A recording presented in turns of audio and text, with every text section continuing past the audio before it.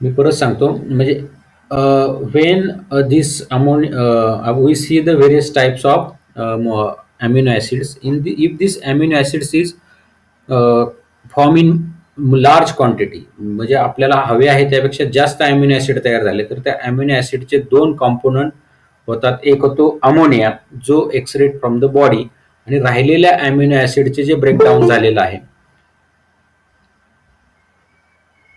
राहिलेल्या amino ऍसिडचे breakdown झालेले त्याच्यापासून ग्लुकोज तयार होतो. या प्रोसेसला ग्लुकोनिओजेनेसिस म्हणजे आपण आता जे वाचलं की एक्सेस ऑफ अमिनो ऍसिडचं काय होतं तर excess of amino acid obtain from protein are not store in the body they are broken down and the ammonia form in eliminated out of the body. जो अमोनिया तयार होतो तो बॉडीतून बाहेर होतो. If necessary excess of protein are converted into other useful substance like glucose through the process of gluconeogenesis. म्हणजे या प्रक्रियेला ग्लुको म्हणजे ग्लुकोज फॉर्मेशन, निओ म्हणजे नवीन तयार होतं, जेनेसिस म्हणजे तयार होणं, ग्लुकोनिओजेनेसिस म्हणतात. लक्षात आलं का? आपल्या शरीरातल्या एक्सेस अमिनो ऍसिडचं रूपांतर अमोनियामध्ये होतं किंवा ग्लुकोजमध्ये होतं, त्याला ग्लुकोनिओजेनेसिस असं म्हणतात. Plants are produce necessary amino acid from the minerals डिन्युआ and hereby they produces different protein and enzyme rubisco present in the plant's chloroplasts and is the most abundant protein found in the nature. म्हणजे हे प्लॅन्टच्या बाबतीत कसं होतं हे सांगितलेलं आहे. जे अमिनो ऍसिड असतात नेसेसरी अमिनो ऍसिड ते ऍसिड्स ते मिनरल पासून फॉर्म होतात आणि thereby produces different proteins आणि वेगवेगळे प्रोटीन प्लॅन्टमध्ये तयार होतात. ते प्लॅन्ट्स आपण खातो. आणि एन्झाईम रुबिस्को हे जे आहे हे प्लॅन्टमध्ये क्लोरोप्लास्ट म्हणजे क्लोरोफिल वगैरे तुम्ही ऐकलंय का? प्लॅन्ट्समध्ये क्लोरोफिल असतात, त्यात क्लोरोप्लास्ट असतात, त्याच्यामध्ये हे अबंडंट प्रोटीन फाउंड होतात इन नेचर. हे आपल्या शरीरातलं अमिनो ऍसिडचं काय होतं आणि प्लॅन्टमध्ये काय होतं ते आपण पाहिलं. आता नेक्स्ट कार्बोहायड्रेट झाले, प्रोटीन झाले, आता आपण आलो लिपिडकडं. काल लिपिडचं पाहिलंय का राहिलंय पाहायचं? ओके. आता आपण परत काय करू, ऍनोरोबिक कडे जाऊ. की आपण जर ह्या ठिकाणी पाहिलं की एरोबिक मध्ये if lipid is break down into fatty acid and acetyl coenzyme Kreb cycle आणि नंतर carbon dioxide. In anaerobic condition जेव्हा ऑक्सिजन नसतो तेव्हा काय होतं त्याचं तर त्याच्यामध्ये ह्याचा रोल येतच नाही, एरोबिक मध्ये येतो. ओके, फॅटचा. तर आपण इथं होतो. Okay, lipid. म्हणजे लिपिड हे कशापासून, लिपिडचं जेव्हा ब्रेकडाऊन होतं त्याच्यापासून एकतर फॅटी ऍसिड तयार होतात किंवा फॅटी ऍसिड प्लस अल्कोहोल तयार होतात. म्हणजे लिपिड म्हणजे काय? Lipid is a combination of fatty acid आणि अल्कोहोल. म्हणजे फॅटी ऍसिड आणि अल्कोहोल हे दोन्ही मिळून काय तयार होत असतं तर लिपिड तयार होत असतं. आणि हे बेसिकली लिपिडचा उपयोग कुठं होतो तर फॉर्मेशन ऑफ मेम्ब्रेन. म्हणजे आपल्या सेलला जे सेल मेम्ब्रेन आहे तुम्ही बघितलं, आठवते का सेल मेम्ब्रेन? ते फॉर्मेशन साठी ह्या लिपिडचा उपयोग होतो. आणि अजून कुठं उपयोग होतो तर हार्मोन, आपल्या बॉडीतले हार्मोन तयार करण्यासाठी. तर यात प्रोजेस्ट्रॉन, इस्ट्रोजन, टेस्टोस्टेरॉन वेगवेगळे हार्मोन आहेत. थोडक्यात आता आपण कार्बोहायड्रेट, प्रोटीन पाहिलं. आता लिपिडचा उपयोग काय तर सेल मेम्ब्रेन म्हणजे आपल्या सेलच्या बाहेरचे मेम्ब्रेन तयार करणं, हार्मोन तयार करण्यात काम लिपिडकडे असतात. तर हे लिपिडमध्ये हार्मोन कुठले येतात? प्रोजेस्ट्रॉन, इस्ट्रोजन, टेस्टोस्टेरॉन हे जे हार्मोन, वेगवेगळे हार्मोन आहेत. तुम्हाला हे नावं पूर्वी होऊन गेलेत का कधी? हा, तर फक्त तुम्ही लक्षात ठेवा. हा, तर ते प्रोजेस्ट्रॉन हे हार्मोन आहे तेवढं लक्षात ठेवा. हार्मोन म्हणजे जे शरीरातल्या वेगवेगळ्या प्रक्रिया घडवून आणतात. Progesterone, oestrogen, testosterone. पुरुषांमध्ये टेस्टोस्टेरॉन असतं, स्त्रियांमध्ये इस्ट्रोजन असतं.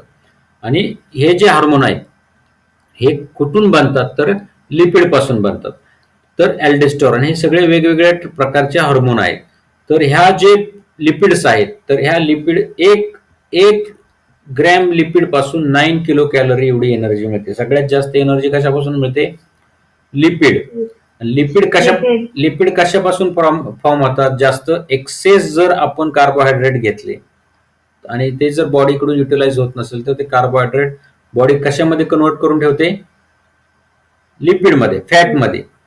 हा, तर 1 ग्रॅम ऑफ लिपिड आपल्याला किती एनर्जी देतात? 9 किलो कॅलरी, म्हणजे 9,000 कॅलरी एवढी एनर्जी आपल्याला कशापासून मिळते? लिपिड. पण येस, आता हे लिपिड जे आहे, समजा तुम्हाला आता स्टार्वेशन, कोण उपोषणाला बसलं किंवा तुम्हाला आता जेवणच दिलं नाही, तर in case of that carbohydrates आपल्या बॉडीला मिळणार नाहीत. मग बॉडी लिपिड पासून एनर्जी घ्यायला सुरुवात करते. म्हणून ते लिपिड पासून आपण एनर्जी मिळते आपल्याला. म्हणजे ते सायकल आपण पाहिलेच आहे कसं आपल्याला हे मिळतं ते. आता हे लिपिड आहे ना, तर लिपिडच्या बद्दल आपण वाचू, आपल्या बुक्स मधले तुमचे हे आहे.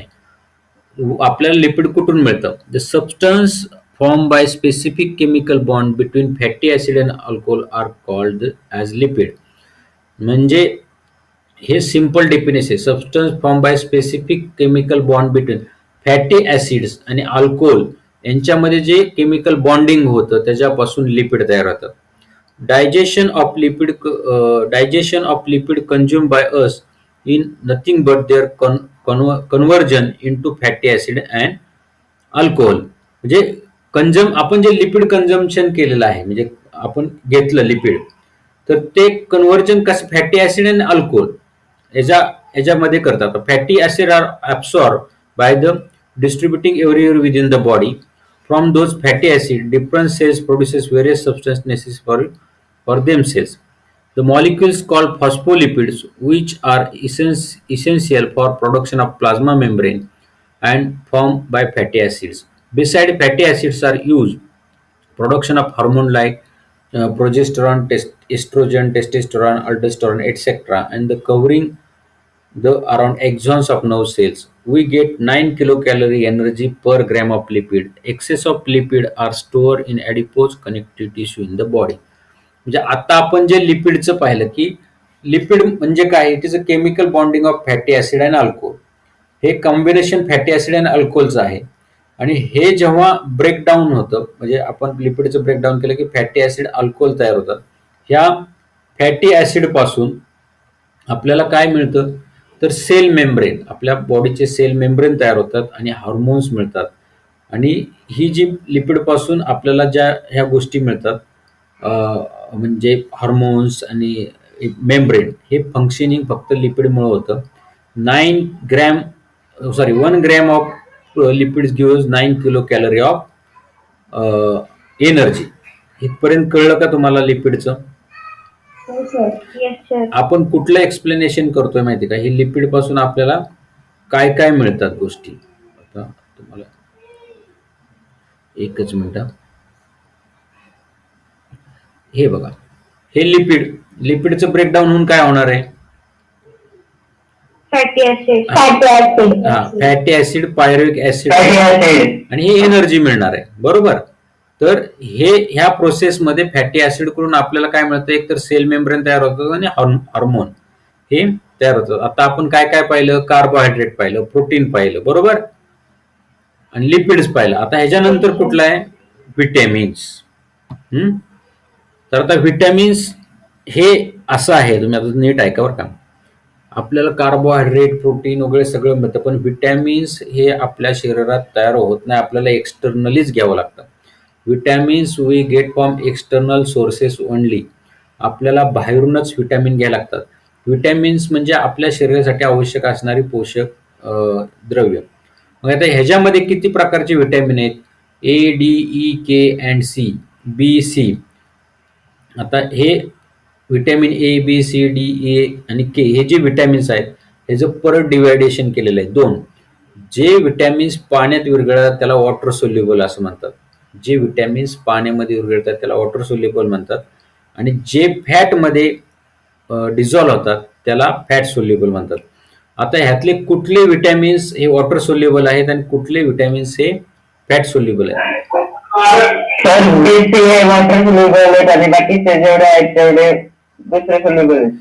तर तुम्हाला एक सिंपल सांगतो. Phadke, FADKE, Phadke.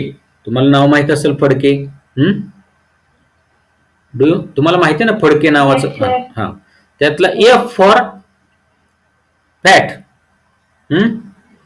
F for fat soluble. बाकीचे राहिलेले हे विटॅमिन फॅट सोल्युबल आहेत. ADKE, फडके मधले फॅट सोल्युबल एवढं लक्षात ठेवायचं. राहिलेले सगळे विटॅमिन वॉटर सोल्युबल, किंवा आता जसं आदित्यने सांगितलं तसं वॉटर सोल्युबल दोनच आहेत, BC, विटॅमिन बी आणि सी. किंवा फडके लक्षात ठेवा.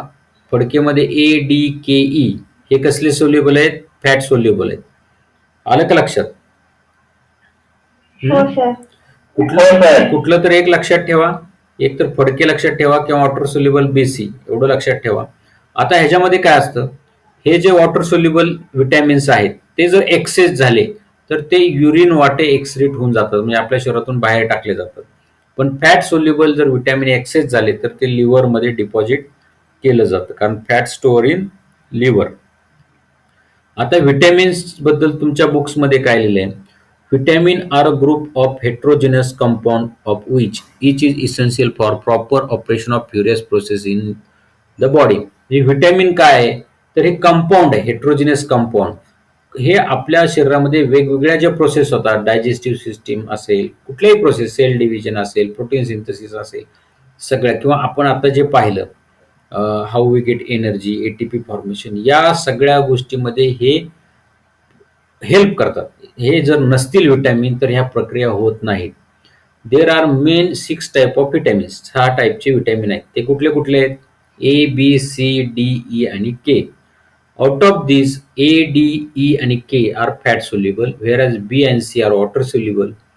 We have seen that FADH2 and NADH2 are produced in the process of glycolysis and Krebs cycle. Vitamin like riboflavin and nicotinamide म्हणजे vitamin B3 respectively necessary for their production. म्हणजे आपण जे crabs protein synthesis पाहिलं ह्याच्यामध्ये, ग्लुकोजचं ग्लायकॉलिसिस पाहिलं, crabs cycle पाहिलं, ह्याच्यामध्ये हे विटॅमिन्स हेल्प करतात. B2 आणि B3. म्हणजे विटॅमिनचा रोल कळाला का तुम्हाला? शरीरात प्रत्येक सेल डिव्हिजन मध्ये विटॅमिन लागतं. प्रत्येक ठिकाणी विटॅमिन्सची गरज असते. तर आता हे आपण विटॅमिन्स पाहिलं. आता विटॅमिन्स मध्ये कोणाला शंका आहे का? No sir. No sir. Okay. आता आपण विटॅमिन्स नंतर फायबर. आता हे फायबर काय असतात? फायबरचा there is no role in fibre. फायबरचा आपल्या शरीरासाठी काही रोल नाही, पण तुमच्या डायजेस्टिव्ह सिस्टीममध्ये फायबर मेजर रोल करतं. जर फायबरस सबस्टन्स, फायबर म्हणजे चोथा थोडक्यात, ज्याचा बॉडीला यूज नाही, हे जे फायबरस सबस्टन्स असतात, फायबर लाईक सबस्टन्स, हे जास्त कशात असतात? तर लिफी व्हेजिटेबल्स, फ्रूट्स, याच्यामध्ये हे फायबर सबस्टन्स असतात. हे काय करतात? धीस फायबर सबस्टन्स आपल्या शरीरामध्ये वेगवेगळ्या प्रक्रियेत, म्हणजे स्टूल फॉर्मेशन प्रक्रियेत मदत करतात. जर हे फायबर सबस्टन्स नसतील तर माणसाला कॉन्स्टिपेशन होते, म्हणजे पोट साफ होत नाही. तर ते डॉक्टर सांगतात की फायबर सबस्टन्सेस घ्या, फायबर सबस्टन्सेस घ्या. हे फायबर कसे असतं? आपण ते गहू असतो, गहूचं दळून आणल्यानंतर जो चोथा राहतो हे फायबर आहे. लक्षात येते?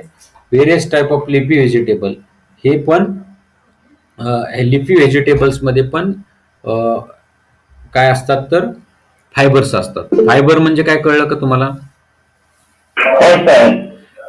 आता हे फायबर झाल्यानंतर नेक्स्ट जे आहे, आता राहिलं फक्त वॉटर.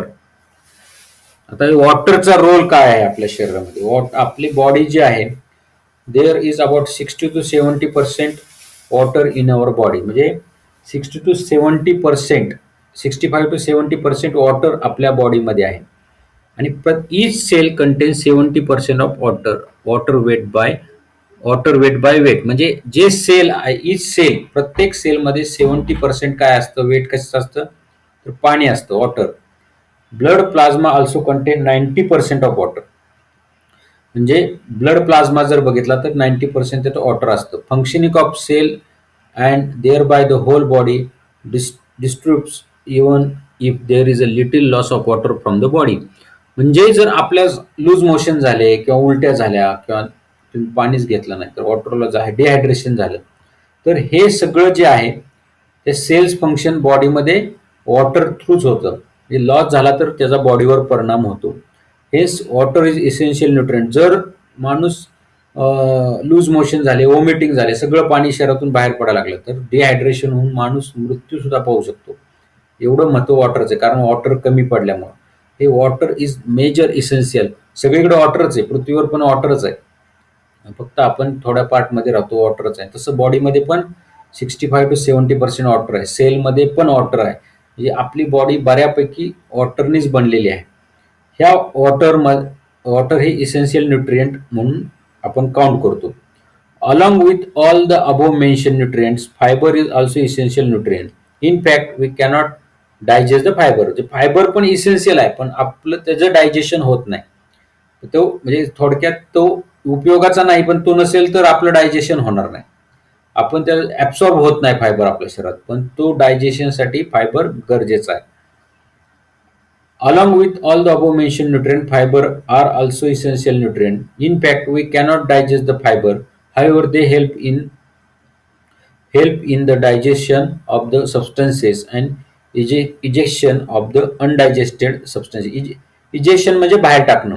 जे घटक आपल्या शरीरात नको आहेत, म्हणजे डायजेशन मध्ये झाल्यानंतर जे घटक नको आहेत, म्हणजे टाकाऊ घटक आहेत, ते बाहेर टाकण्याला कोण मदत करतं तर fibre. We obtain the fiber from the leafy vegetables, fruits, etc. म्हणजे तुम्हाला कळलं का? आपण fibre, water, lipid, protein, carbohydrate याचा कसं शरीरासाठी उपयोग आहे हे कळलं का तुम्हाला? हो सर. हो सर. हा. तर आता ह्यात एवढं जे आपण आता पाहिलं पहिल्या चॅप्टरमध्ये की आपल्याला एनर्जी कशी मिळते, एटीपी कसं फॉर्म होतं, कार्बोहायड्रेट, प्रोटीन, फॅट, याचं जे पाहिलं ह्याच्यामध्ये कुठली शंका आहे का तुम्हाला? No sir. No sir. तर आता आपला हा जो सेकंड चॅप्टर आहे त्याच्यातला हा मेजर पार्ट संपलेला आहे. आता जो ह्यानंतरचा जो पार्ट आहे सेल डिव्हिजन, हा थोडासा जसा आपलं ह्याचा विषय होता कुठला हेरिडिटीमध्ये आपण पाहिलं प्रोटीन सिंथेसिसचा, तसाच हा थोडा कॉम्प्लिकेटेड आहे, समजायला जरा अवघड आहे, पण मी तुम्हाला सिम्पल करून सांगणार. सेल डिव्हिजन म्हणजे काय आहे, सेल डिव्हिजनचा आपल्या आपलं का स्टडी करायचा? कारण आपण लहानपणी एवढाच शरीर असतं, ते आतापर्यंत मोठं कसं होतं, आपली बोटं लहानपणापासून मोठी का होतात, हे हे कशा प्रकारे घडतं, हे सगळं सेल डिव्हिजनमध्ये शिकायचं आहे. सेल डिव्हिजनमध्ये आपल्याला 3 प्रकारच्या सेल्स असतात. एक सोमॅटिक सेल्स, सोमॅटिक म्हणजे बॉडीमध्ये जे सेल्स असतात ते सोमॅटिक सेल्स.